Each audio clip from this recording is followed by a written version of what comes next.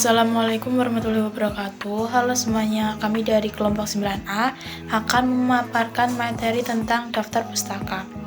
Oke, langsung saja kita bahas. Untuk materi pertama dan kedua akan disampaikan oleh Egisna dan Marsina.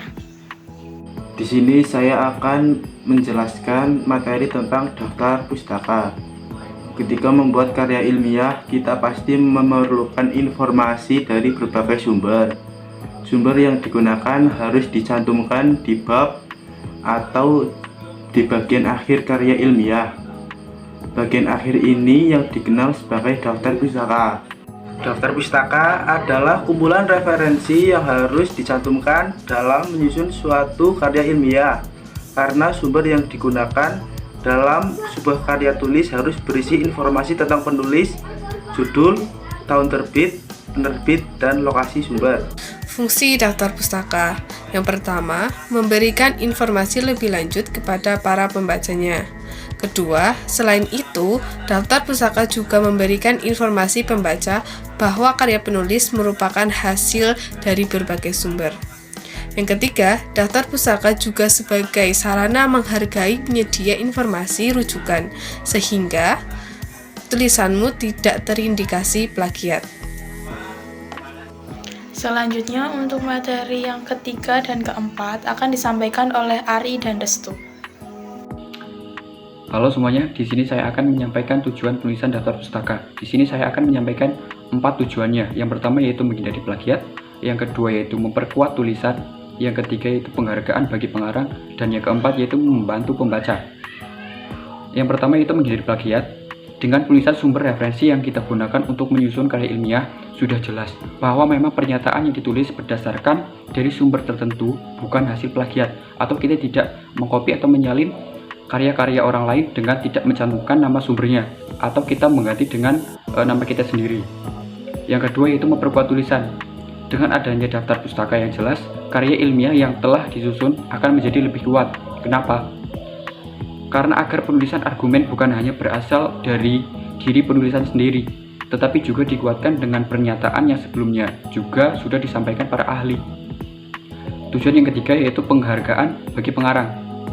Selain untuk menghindari plagiat, menulis daftar pustaka juga bertujuan untuk memberikan kredit khusus bagi pengarang buku, artikel, atau yang lain sebagainya. Menulis nama sumber ke dalam daftar pustaka sudah cukup memberi apresiasi terhadap usaha yang telah dilakukan oleh pengarang dalam menyusun karya tersebut. Tujuan yang keempat yaitu membantu pembaca. Daftar pustaka juga akan membantu pembaca untuk mengetahui dari mana asal suatu pernyataan dibuat, sehingga apabila pembaca ingin membaca juga mengenai topik yang sama seperti sumber, dapat membaca sumber yang sama. Baik, di sini saya akan menyebutkan unsur dasar di dalam daftar pustaka.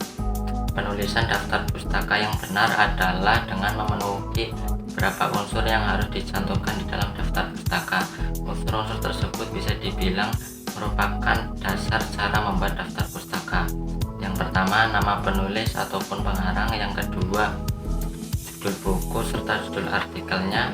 Yang ketiga, tahun terbit dan juga edisinya jika ada. Yang keempat, tempat terbit, dan yang kelima, nama penerbit. Untuk materi selanjutnya yaitu materi kelima dan keenam akan disampaikan oleh Anissa dan Ike. Cara menulis daftar pustaka. 1. Nama penulis. Nama penulis dicantumkan paling awal. Penulisannya dimulai dari nama belakang atau nama keluarga, lalu diikuti tanda koma. Setelah itu, cantumkan nama tengah jika ada dan nama belakang penulis. 2. Tahun terbit. Setelah nama penulis, hal yang selanjutnya yang perlu dicantumkan adalah tahun terbit tulisan. Tahun terbit buku dapat dilihat di halaman awal setelah halaman buku. Sementara itu, tahun terbit artikel jurnal dan makalah biasanya tercantum pada header di bagian atas. 3. Judul buku atau artikel yang dirujuk. Unsur selanjutnya yaitu judul tulisan. Tuliskan judul secara lengkap sesuai dengan yang tertera pada sumber, baik berupa buku, artikel jurnal, makalah, atau sumber-sumber lainnya. 4. Nama penerbit. Setelah mencantumkan judul tulisan, cantumkan juga pihak yang menerbitkan tulisan tersebut. Nama penerbit buku biasanya tertulis di sampul depan, belakang, atau di halaman yang sama dengan informasi tahun terbit. Jika sumber yang digunakan adalah artikel jurnal, tuliskan nama jurnal yang memuat artikel tersebut. Contoh penulisan daftar pustaka untuk bagian nama penulis. Jika namanya terdiri dari 2 suku kata, maka nama belakang terlebih dahulu yang ditulis, lalu dilanjutkan nama depan. Tahun, untuk tahun kita dapat mencari tahun cetak terakhir. Jangan terkecoh pada angka tahun cetak awal, sebab bisa saja buku yang kamu pakai merupakan cetakan kedua, ketiga, ataupun terakhir. Judul buku. Tuliskan judul buku secara lengkap.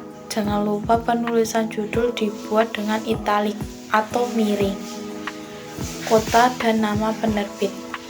Dahulukan penulis nama kota, baru diikuti nama penerbit yang dibatasi tanda titik 2.